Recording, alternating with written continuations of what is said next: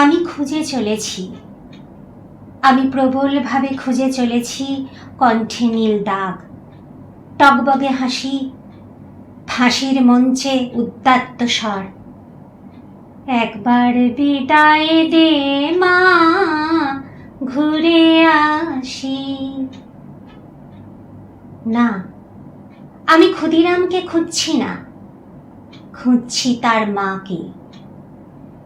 আমি এক কঠিন প্রাণ মাকে খুঁজছি, যে তার সন্তানের জন্মের পর তার কানে মন্ত্র দেবে, বন্দে মাতরম।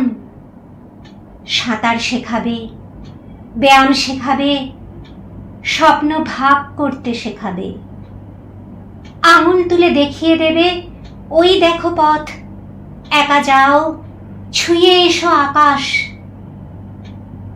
ফাঁসির মঞ্চে উঠলে সে মা ছুটে আসবে, পরনে শান্ত কান্নার রং, চিবুক দিয়ে গড়িয়ে আসা গর্ব।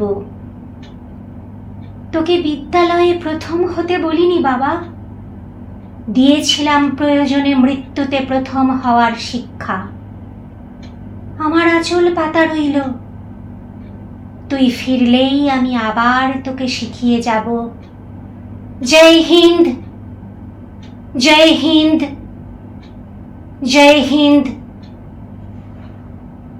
আমি খুঁজে চলেছি, আমি প্রবলভাবে খুঁজে চলেছি সেই মাকে। সন্তান জন্মের পরেই যে উদ্গ্রীব হয়ে ফাঁসির দাগ খুঁজবে, নাম রাখবে ক্ষুদিরাম। তাকে পেলে কি করব?